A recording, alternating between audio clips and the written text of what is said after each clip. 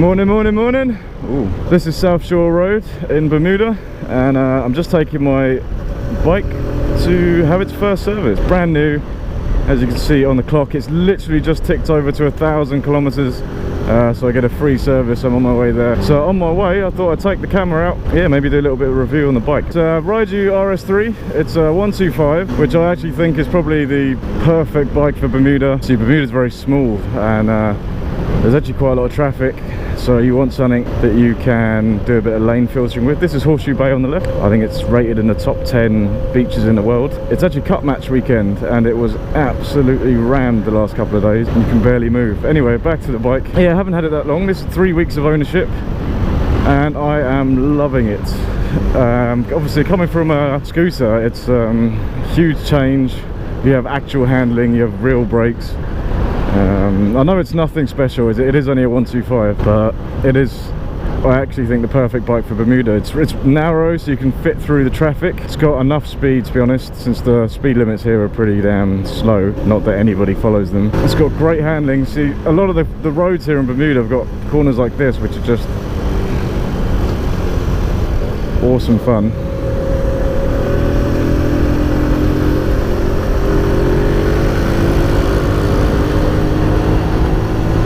So loving it, to be honest. I love the position of the sports bike. I actually find it more comfortable than the scooters. I find on the scooters I tend to end up hunching over like a couch potato, whereas this, it keeps my back straight. Peg position's good. It's kind of aggressive, it's a little tight, but it's, to be honest, it's not bad. I mean, driven to one end of the island to the other, and haven't really noticed any sort of cramping or anything. It's pretty nice. Comfortable seating. I love having gears. That makes life so much better. Haven't taken it on the track yet. I've been promising myself I wouldn't, but I've actually kind of decided that I'm going to now. Suspension's good, handling's great. You can really sort of lean off the bike. So this is actually a really beautiful part of the island too, South Shore. It's always great to ride down here. Sort of taking it a little bit easy because there are a lot of police out this weekend for the cup match, which is a cricket game. Lots of nice views and nice corners. So we're actually very close to the beach where Eve and I are going to be getting married next month. It's actually less than a month away. So there's a couple of things I don't like about the bike. The first one being the chain. It's already stretched, so I need to get that tightened. The neutral light doesn't always work, which I'm going to ask them about. There's no fuel gauge, which is actually not that bad. I haven't really missed it. I know on a lot of motocross bikes and things you don't really have that anyway. It holds $18 worth of fuel, which is probably, I mean, the current exchange rate's up and down at the moment because of this whole Brexit situation. It's probably about £12 worth, maybe slightly less. Fuel economy is great. It lasts like absolutely ages compared to the Scoopy. The Scoopy I'll be filling up every other day almost, whereas this is I think because you have gears, you can always be in the right gears. I think that's part of the reason. So yeah, fuel economy is sweet as. It's also a tiny engine, but then so is the scooter. Yeah, I don't miss the scooter at all. There's some things that are good about having a scooter when it's really windy, because there's that space for your legs in between the steering column and where you sit. When it's really windy, the wind just kind of goes through there and it doesn't batter you around as much as this, which is like a massive sail. And also that same leg space is also good for putting stuff like your shopping. You can put it between your legs and makes it a bit easier to get it home, whereas on this you have no room whatsoever. Obviously you can get tank bags and you can get your saddlebags and all that stuff. In terms of power, obviously don't expect much. It's a 125. I was actually impressed with it. At the moment it is restricted. There is, underneath the tank, there is a wire which you can disconnect, which de-restricts it, which they are going to be doing at this service. I left it on there mostly just because I want to see what the difference is like afterwards. Oh, the other thing, when I first got the bike,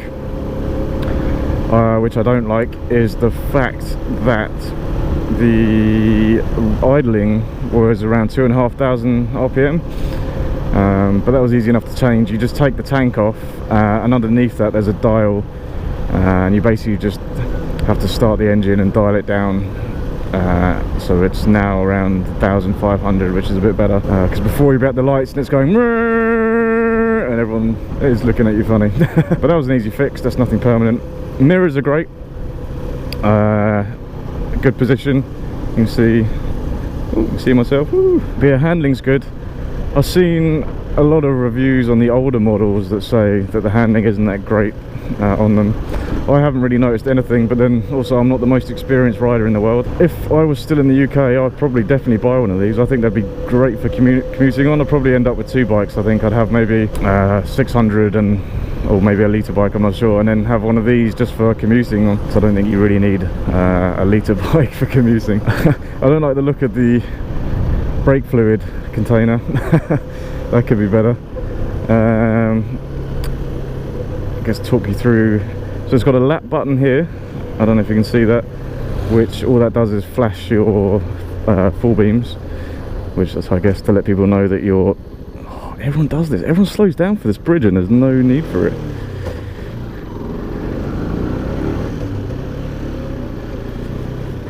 Chokes here. So that is actually another thing I don't like about the bike. Often have to use the choke to get it started. I'm not sure why that is. I'm going to ask them about that today. You got your, obviously, your horn indicators, normal left, right, push in to cancel. You've got your full beam there, starters there, 1 down, 5 up, usual stuff. And yeah, we're getting close to the place, so I think I will get this thing serviced, get the restrictions removed, and then I'll carry on this ramble of stuff. So I've just been given this to use while my bike's being serviced. It is huge. It's basically a smart car. It's a Cityline 125i. God, this thing's a monster. So yeah, this place called Cycle Zone. That's where I bought the bike from. It's a little bit out the way.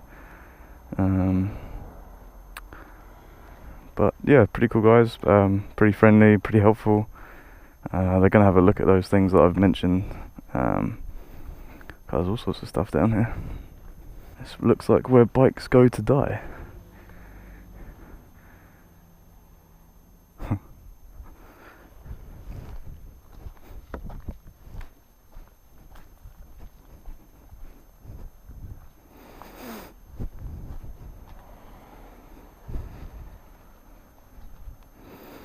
Alright, let's see what this is like. Holy shit. Whoa.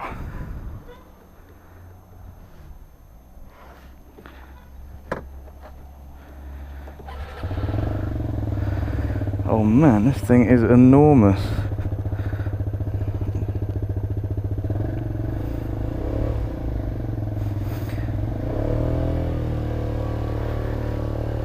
Let's take this out.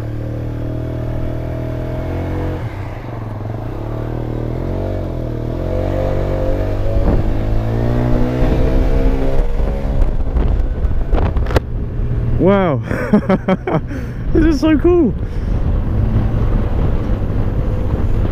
This is basically a car. Holy moly, this is huge. Alright, yeah, anyway, I'm gonna have a bit of a ride around on this and then I'm gonna come back to get my bike at 3.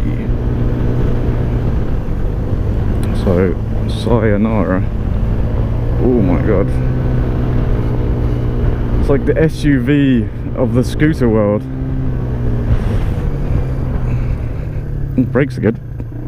This feels enormous compared to the Rieju RS3. I feel like I should be going into battle. So I've just come down to the bar while I'm waiting. Right, so just got her back from the servicing. Here she is. Quite a nice view in the background too. So she actually sounds a bit lower than when she went in. I'm not sure why that is. The exhaust note, I don't think they changed anything there, but it's kind of strange.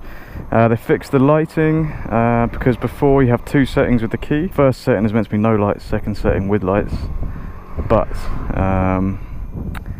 the way it was wired when I initially got it was they both did the same thing. Lights were always on, so they've changed it now, so lights off until you put it in the second position. But yeah, there she is. She's quite a big bike for just a 125, and yeah, also not that clean at the moment. But yeah, that's it. So overall, I would say if you are just starting to ride, definitely a great bike to learn on. Pretty okay for the roads here. I would say if you're in England then, or a bigger country, or if you're in the States, then you definitely want something bigger because you'll be going longer distances. But yeah, I mean for here it's perfect. If I was learning in England or just wanted to commute on it, then I'd have this. If I wanted to do a road trip, then I'd get something a lot bigger. But no, that's absolutely fine for here. So yeah, let's get back on the road. So I'm still on South Shore. This is actually very close to where Eva and I are getting married. In fact, it's just down that way.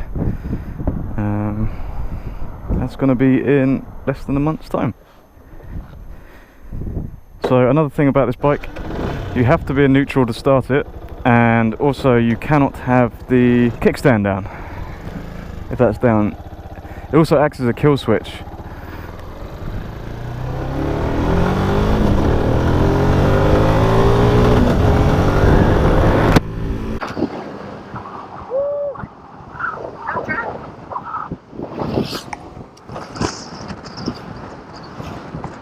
It's Eva cam.